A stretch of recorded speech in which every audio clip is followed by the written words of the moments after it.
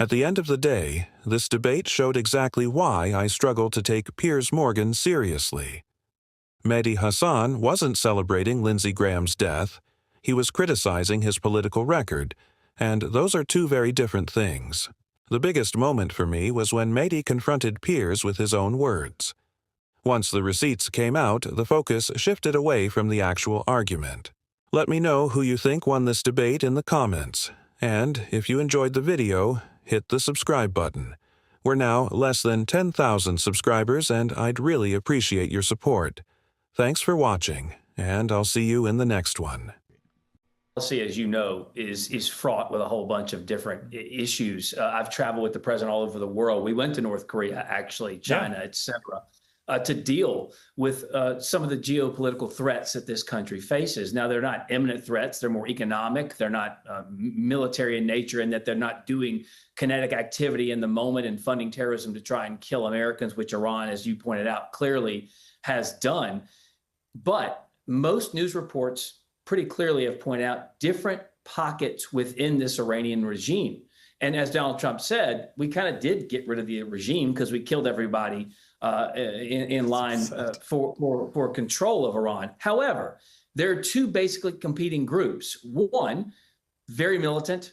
I'm going to use the word old school to define, use the words old school to define them. They're the ones who really want to continue down the path of death and destruction, stated goals of killing Americans, killing Jews, et cetera, versus ones who may be a little bit more moderate. And I guarantee you this administration has spoken to both factions in both groups. It appears that when we do move toward a memorandum of understanding, it's because we've had conversations with those who tend to be a little bit more sensible and maybe care about the well-being of their own people. And then, of course, those who don't, who have killed many tens of thousands of their own people, tend to take control by striking targets, killing civilians, and then Donald Trump has to change.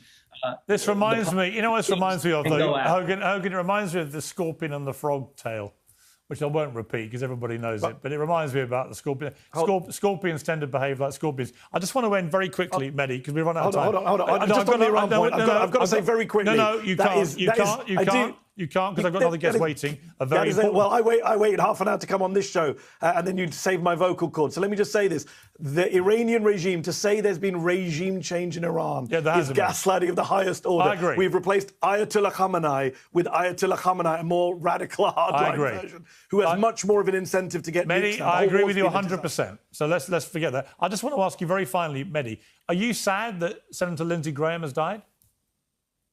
No, I'm not sad. I'm not celebrating it either, as you suggested in your introduction. I think it's a bit of a straw man to say everyone's celebrating his death. I think as journalists, Piers, you and I, we hold power accountable. We speak truth to power. I'm not of the school that says when a politician dies, a public figure dies, we treat them like a private figure and just shut up. I don't think journalism should turn into hagiography. At Zeteo, for example, we published a list of what Graham said and did. We just let the facts speak for themselves. He was a man who said awful things, genocidal things, racist things, and we put that on the record for people to see. That doesn't mean he didn't also do, I'm sure, good things in Congress as well, but overwhelmingly he argued for wars, including this Iran war that outlives him, that killed 100 schoolgirls on day one of the war. He argued for the Iraq war that you and I opposed, that killed over 1 million people. He never met a Middle East country he didn't want to invade, and I think that's how we should remember him. We should remember the full record. The problem is when powerful people die, people in our media, especially mainstream corporate media, want to just do hagiography and say, what a wonderful person they were. Weren't they lovely? And I'm sure many of those powerful people were lovely and they have families who love them. But as journalists, our job is to say, here's what they did. Here's the truth about their life and record. Here's an accurate obituary. And with Lindsey Graham, the man has a ton of blood on his hands, and we shouldn't just forget that.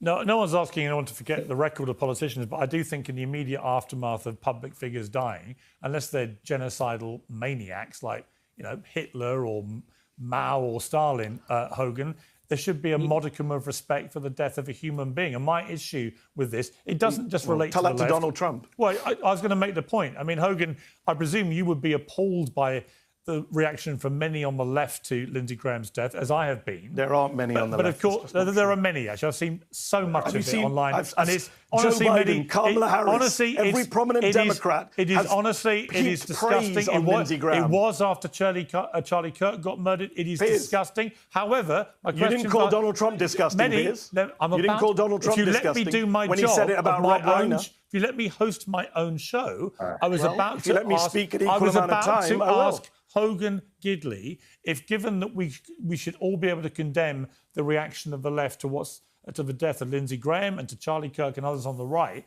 would you also condemn the way that Donald Trump has talked about Robert Mueller, Rob Reiner, and others that he doesn't like who die when he trashes them in public quite quickly? Because I never like him doing that. I always think it's wrong, particularly given he's the president of the United States.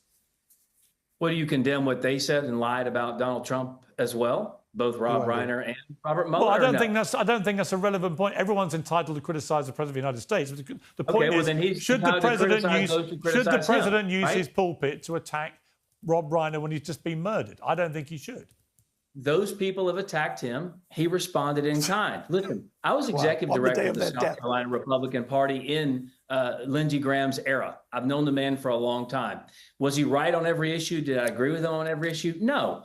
But he loved his country. He loved his constituents in the state of South Carolina. He loved being a United States senator. So did Robert Mueller. You can hate his policies. You can not like some of his votes. I got crossways with him a couple of times. Remember, in the first Trump administration, he wasn't on board with Donald Trump's closed border policies by any stretch. On the North Lawn, I said when I was at the state party in South Carolina, he got booed off the stage for supporting George W. Bush's amnesty. We called him Grahamnesty for a reason. And his staff called me and said, hey, you know you're off the Christmas card list, right? We laughed about it, and Lindsey Graham finally came on board with the proper policy, which is to protect the American people first. And he cozied up to Donald Trump because he knew that he had enough power and sway within the United States Senate to get things done for the America First movement. He was a patriot. You can disagree with him, Mehdi, all you want to. You can not like the wars. I don't like the wars either.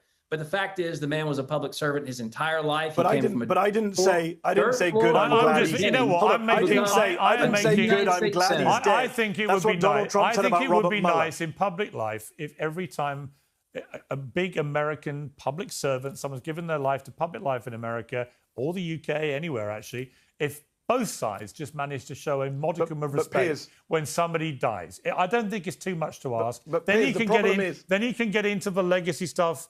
Give it a beat. Give it a day or two. The problem is, you say you're on. That's my view. Hold on. Let me make this point. Last point, then you can cut me off. You say you're in the middle and fair on this. You said the left yesterday. I read your tweet. Yeah. Despicably cruel, heartless, and abusive. The least kind people on earth. Yeah. You did not say that when Donald Trump said the same thing to Mueller and Reiner. Actually, I have regularly criticised him. I checked. You said take away his phone. I have regularly criticised him. I have regularly called him out when he does that. I didn't like him doing it with John McCain or Colin Powell. But you didn't call him despicably cruel. No, I do think it's despicable. So let me be clear. You do think, right? Okay, good. But there's nothing, when we end on to me, agreement. there's nothing we more both hypocritical. Agree it was despicable. Nothing more hypocritical than people with the hashtag #BeKind in their bio on social media. Do you think it's despicably cruel for Donald Trump to attack the Kennedy family on the day their granddaughter Tatiana Schlossberg when died? they die? That is the least be kind thing imaginable. Anyway, I'm going to be kind and put your voice out of its misery. Thank you, Mehdi. Always good to have you. And Hogan, I always appreciate you coming on too. So thank you very much indeed. At the end of the day, this is why I struggle to take Piers Morgan seriously. Time and time again, he holds people on the left to one standard while giving Donald Trump and his allies far more room to maneuver. That's exactly why this exchange fell flat for me. Mehdi Hasan wasn't celebrating Lindsey Graham's death. He was criticizing his political record, and those are two very different things. Calling Graham a longtime supporter of military intervention isn't a personal insult. It's a reflection of positions he publicly defended throughout his career. What really stood out was when Mehdi read Piers' own words back to him. That's often where these debates fall apart. The receipts are there, but suddenly the conversation shifts away from them instead of addressing the substance. Let me know what you think in the comments below. Do you think Piers Morgan handled this debate fairly, or was Mehdi Hasan right to push back? And if you've enjoyed this video, hit the subscribe button We're now fewer than 10,000 subscribers, and I'd really appreciate your support. Thanks for watching, and I'll see you in the next one.